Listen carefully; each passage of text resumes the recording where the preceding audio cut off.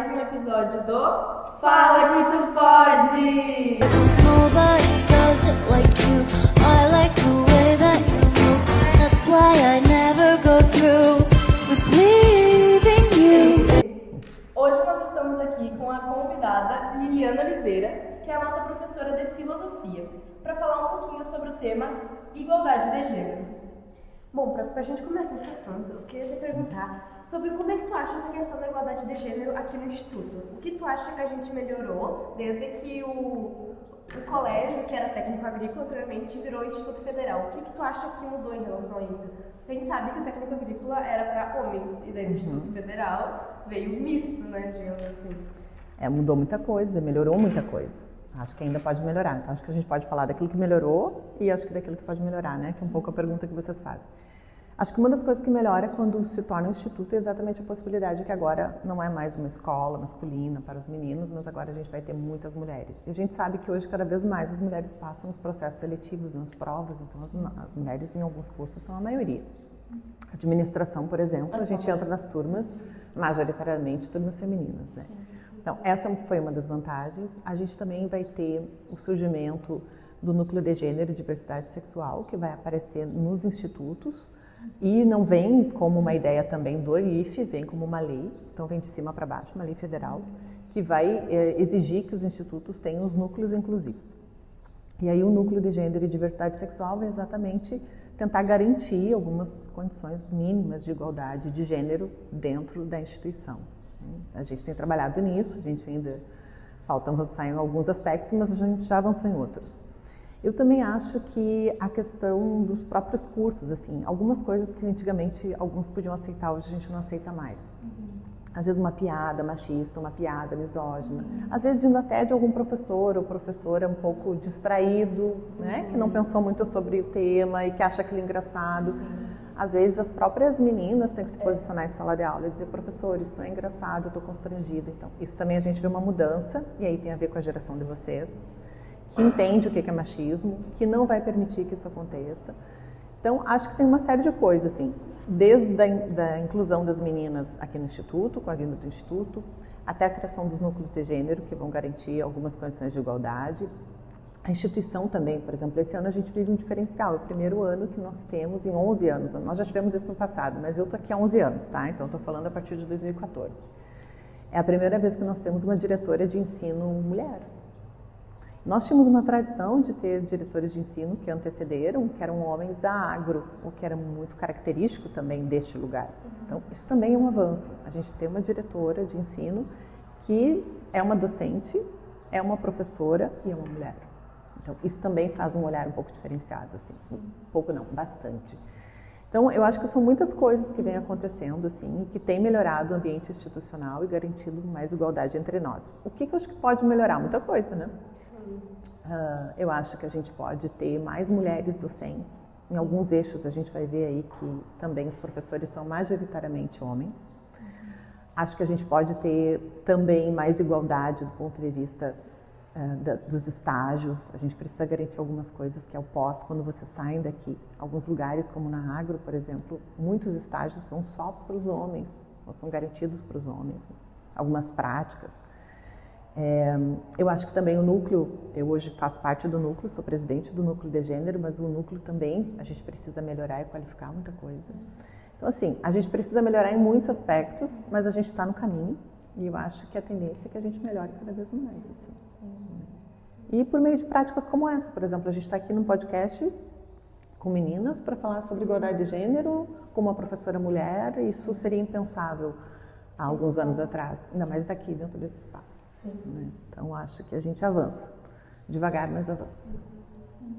E, prof, não sendo agora só no Instituto Federal, mas também no meio da política, que opinião a senhora tem e a senhora acha que algum dia as mulheres vão ter mais papel nesse meio? É preciso, né? Na verdade, assim, quando a gente trabalha política, eu trabalho isso com alguns alunos, dependendo do eixo a gente vai estudar política, o que a gente vai perceber? Dentro da nossa cultura, dentro do Ocidente, a gente sempre delegou às mulheres o lugar privado. As mulheres sempre ficaram cuidando da vida privada, dos filhos, da família. As mulheres não trabalhavam fora e não vinham para a vida pública. E a discussão política, quando começa, na Grécia, por exemplo, Os homens é que discutiam. O espaço público era um espaço de homens privilegiados e as mulheres não participavam desse espaço. Era vida privada. As mulheres cuidando da família, os homens da vida pública, eles cuidando da vida privada, né? As mulheres da vida privada e eles da vida pública. E até hoje, então a gente vai ver que isso é uma herança cultural, né? Até hoje, se a gente for olhar o Congresso, o Senado, a gente vai ver as prefeituras, os municípios, as nossas cidades, também majoritariamente ocupada por homens privilegiados, né? A gente vai ver poucas mulheres na política. No Brasil nós somos maioria, as mulheres são maioria no Brasil e, entretanto, o Congresso não representa isso, porque no Congresso a gente vai ter homens brancos, ricos, com todos os marcadores de privilégio. Então a gente precisa se envolver com política, a gente precisa aprender a gostar de política, porque política atravessa a vida da gente em todos os sentidos. A gente precisa ocupar os espaços, passar nos concursos, e a gente precisa ocupar. E acho que mais importante que tudo, nesse momento, o que a gente pode fazer? Tá, vocês estão estudando, são jovens. Bom, mas vocês votam. Ano que vem a gente tem eleição. Sim. E, na medida do possível, escolher pessoas que nos representem. E aí, nos representar significa defender as pautas que a gente acredita que sejam importantes. E, se a gente puder, que sejam mulheres. Sim. Se a gente puder votar, que seja uma mulher. Claro que só ser mulher não basta. É preciso que seja uma mulher progressista que defenda direitos das mulheres. Pautas importantes para nós. Mas é importante que nós, mulheres, começamos a votar em mulheres. A gente precisa mudar essa imagem do Congresso, do Senado. Quando tu vê, tipo, que tem mulheres na política que elas defendem coisas que não são nem para elas. Tipo, ideias que não são para elas. Não vão favorecer elas. Exatamente. Vão favorecer gente que sempre diminuiu o espaço dela na política. E presta atenção no seguinte, a gente já começa a ver algumas campanhas políticas de alguns partidos no horário nobre, na TV. E porque ano que vem temos eleição. E essas campanhas têm partido super conservador, que não defende pautas importantes para nós. E todas elas estão de rosa fazendo uma campanha dizendo junte-se a nós, todas nós mulheres, tal partido defende a causa das mulheres. O que eles pegaram? A bandeira das mulheres para dizer que nos representam. Elas são mulheres, mas elas não nos representam. Então, acho que essa é uma coisa importante, assim, vocês vão votar no que vem. Bom, vou votar em quem? Para quê? A gente precisa olhar o que a gente acredita, no que essas mulheres acreditam e ótimo quando a gente pode votar em mulher que nos representa, né? Isso é maravilhoso, porque assim a gente vai aumentar a bancada feminina. E aí a nossa discussão vai ser outra, quando a gente tiver uma bancada feminina progressista. Então, acho que é por aí. E prof, eu vejo que também hoje tem bastante propaganda. Eu acho que já foi até falado isso na palestra da última vez, que vem muitas mulheres como mãe, mulher de família, isso, e colocam muito esse discurso conservador que a mulher é valorizada por conta disso. Mas a mulher ela tem um empoderamento muito além dela. E eu acho que isso deveria ser mais exposto. Não só ela, como a mulher ali que cuida da casa, porque a mulher ela pode, só que ela pode tudo. Eu acho que falta as mulheres incluírem isso e também colocar mais essas propagandas, tudo. Isso mostrar quem as mulheres são de verdade, onde elas poderiam chegar. Eu lembro dessa palestra, foi uma palestra que tipo assim, se a mulher não é mãe, se a mulher não é, ela não tem valor. É só sendo mãe ou cuidando do lar, sendo esposa. Só nesse sentido que ela é considerada uma pessoa de valor. Mas olhem, gurias, como a gente volta para a nossa matriz cultural. É que as mulheres faziam isso. Toda a vida aprenderam isso. A cuidar da casa, dos filhos, do marido, se preparar para um casamento, as nossas brincadeiras de cuidar de bebê, de boneca, de arrumar uma casa. Ou seja, toda a cultura é uma cultura que vai empurrando a gente para o casamento, empurrando a gente para a maternidade e a gente às vezes vai sendo levado sem pensar muito sobre isso. Então a gente precisa pensar sobre isso. Para quê? Para não casar, para não ter filho? Não. Também para casar. Ou para não casar, mas que isso seja uma escolha. Ter filhos ou não ter filhos, mas não porque todas têm, mas porque de fato eu desejo e acho um projeto sério. Não, mas eu não quero isso, eu quero, sei lá, viajar, fazer outra coisa da minha vida. Que isso seja uma escolha. É muito difícil a gente pensar quando a gente está dentro da própria cultura e dentro do próprio tempo. Então a gente vai sendo educada e a cultura vai nos ensinando isso, que o valor da mulher tá nesse lugar e não está, né? E não é uma coisa natural. E aí, quando a gente fala em filosofia que a gente precisa desnaturalizar, isso não é natural. O que a gente pode fazer com a vida da gente? A gente pode ser tanta coisa. Né? A gente pode passar para tanto. Eu posso ser delegada, eu posso ser professora, eu posso ser dona de casa. E não há nenhum problema em ser dona de casa. Acho que isso é importante também de se dizer. Não há nenhum problema em casar, ter filhos e cuidar da sua casa e ser dona de casa. Mas desde que isso de fato seja uma escolha e não uma falta de oportunidade. Também a gente vai ver muitas mulheres muito infelizes cuidando das suas casas, descuidando de si mesmas, levando um projeto assim porque não puderam estudar, porque não tiveram possibilidade. Então, assim, que bom que possa ser, mas que tudo seja escolha, de fato seja uma escolha. Então, dá para ser dona de casa, sim, dá para ser professora, dá para ser delegada, dá para ser política, dá para ser vereadora, né? Dá para ser tudo, mas assim, que a gente possa escolher de fato. Entende? Escolher de fato, ter filho, não ter filho, ser mãe, não ser mãe, cuidar da casa, não cuidar da casa. É assim, uma escolha, ou seja, pensar, porque quando a gente não pensa, o senso comum vai arrastar a gente para isso. Vai nos confinar na vida privada, vai nos confinar em casa. E a gente vai ter filhos. Né? Agora, se a gente for arrastado, é muito triste. Sem pensar, sem refletir, sem de fato querer, sabe? Sem prestar atenção no desejo. Qual é o meu desejo? O que eu desejo? O que eu desejo? Eu quero ir para Santa Maria, eu quero estudar. Quero beijar na boca, quero ir no congresso, sabe? Quero ter sucesso profissional, quero me casar, quero ter 3 filhos, está tudo ótimo. Mas assim, isso é de fato o que eu quero. E é muito difícil a gente saber o que a gente quer. Acho que isso é que complica. E por que é difícil a gente saber o que a gente quer? Porque a gente aprende a querer. E a gente aprende a querer com a cultura, que vai dizendo para nós, vai por aqui, vai por ali, vai... Sabe? Então, é muito bonito pensar, refletir. É por isso que eu acho tão bonito fazer filosofia, porque a gente vai sentar para pensar sobre aquilo que a gente talvez não tenha pensado antes. A gente vai sendo levado, né? E é tão triste uma vida que a gente de fato não escolheu. Porque o que sobra no final é ressentimento. Por tudo que a gente não viveu. Pela juventude que a gente desperdiçou, pelo aquele que a gente não namorou, pelo projeto que a gente abandonou, pelo filho que às vezes a gente deixou de ter e queria, ou o contrário. Né? E aí o que a gente quer uma vida interessante. Uma vida interessante, a gente precisa se perguntar, o que eu quero? Para onde aponta meu desejo?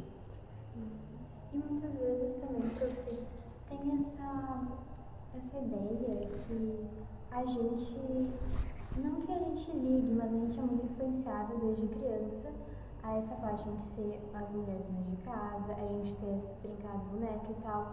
Mas quando a gente decide não fazer isso, como acontece muita discussão de quando a mulher engravida, mas ela não quer o bebê, aí muitos homens se metem nisso, uma coisa que eles não deveriam se meter.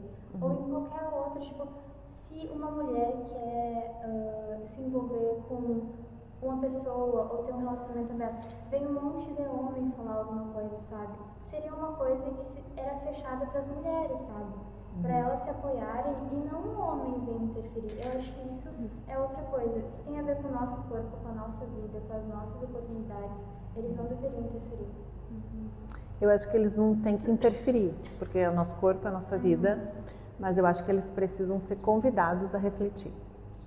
Porque quando uma mulher engravida e não deseja, por exemplo, aí vem toda uma discussão sobre o aborto, criminalização ou não no Brasil, a gente vai pensar, bom, mas uma mulher só está grávida também porque ela teve um parceiro. E talvez ela não queira, talvez simplesmente porque ela não queira, isso já seria o suficiente, mas também porque talvez não tenha um parceiro adequado para que ela também queira ir com esse projeto. Enfim, não importa as razões pelas quais ela não quer, ela simplesmente não quer.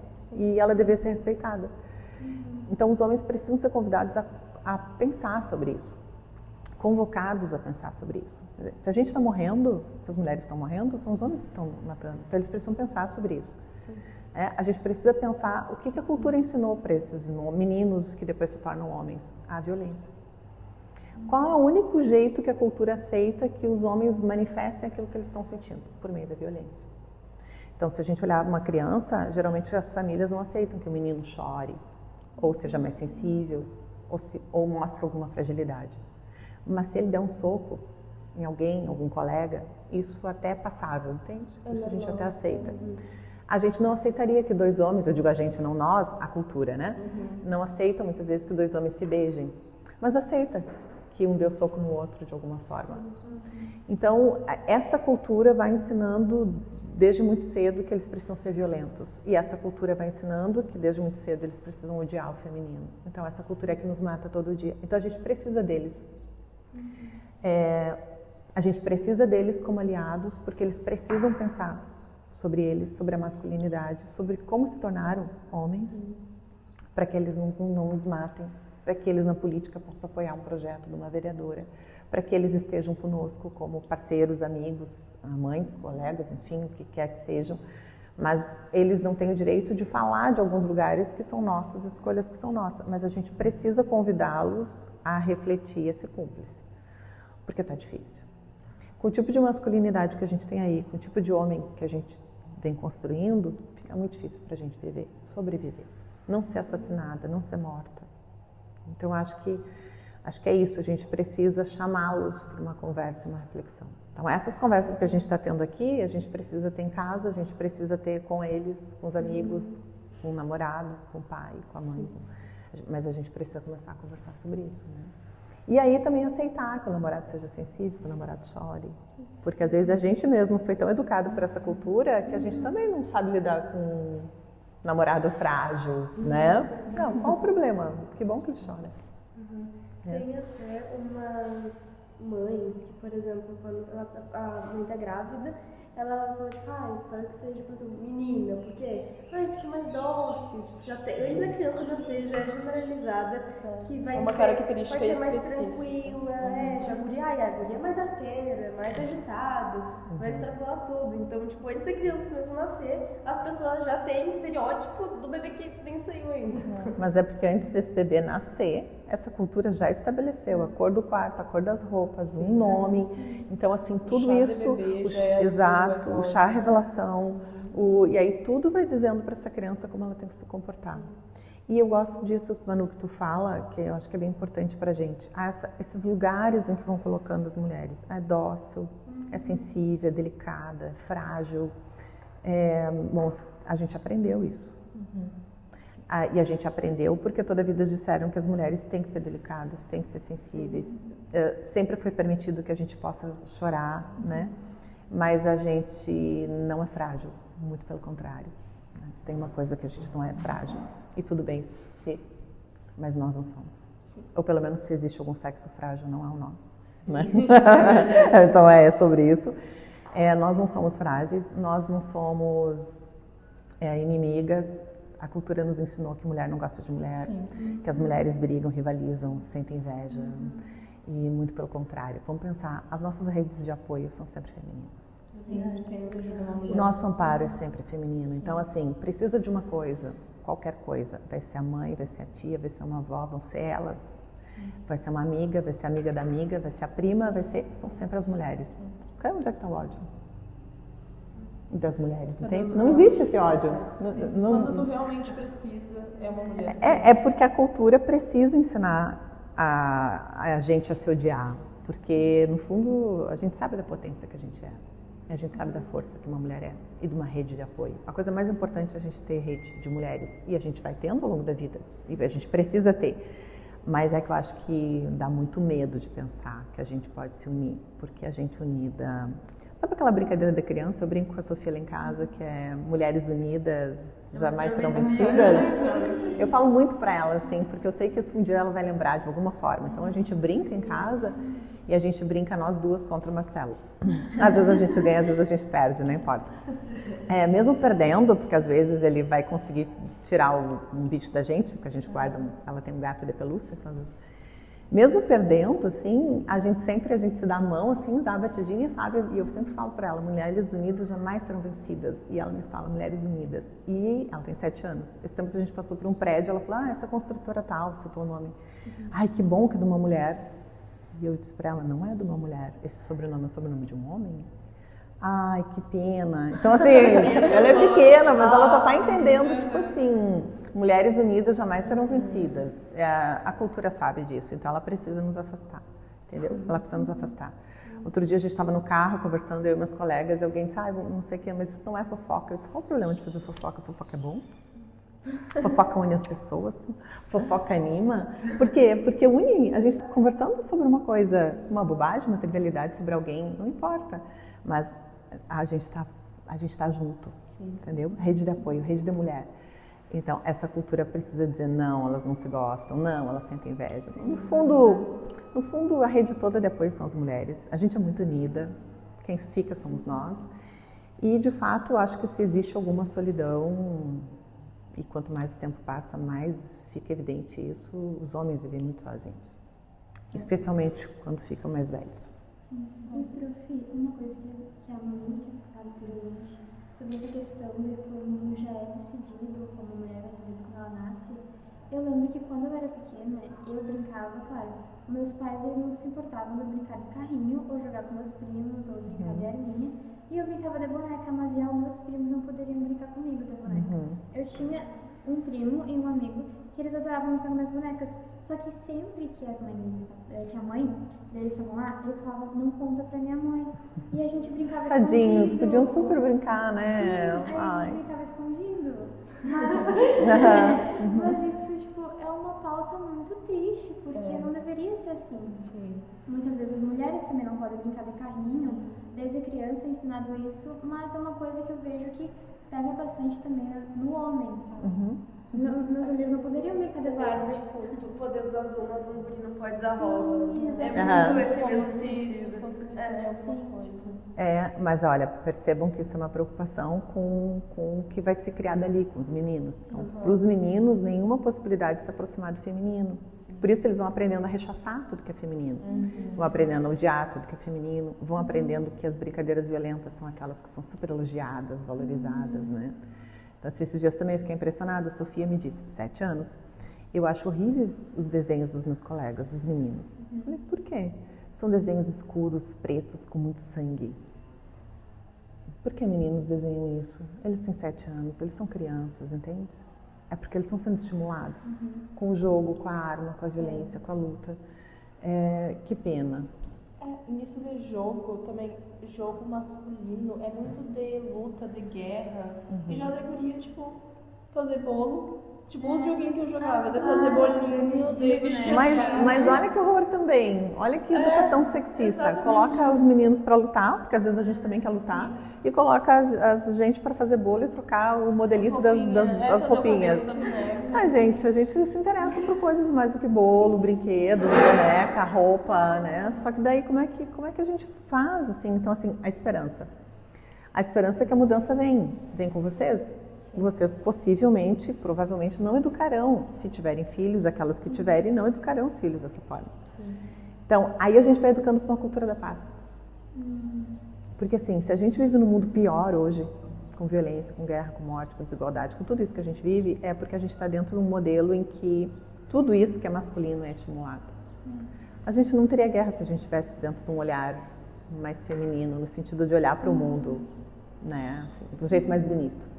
Sim, e prof, uma coisa que eu sempre pensei, desde pequena, eu adorava olhar Disney, olhar os desenhos da Disney, e sempre teve aquele conto de fadas, as princesas, os príncipes, tinha aqueles desenhos, era tão lindo, só que nós mulheres olhávamos.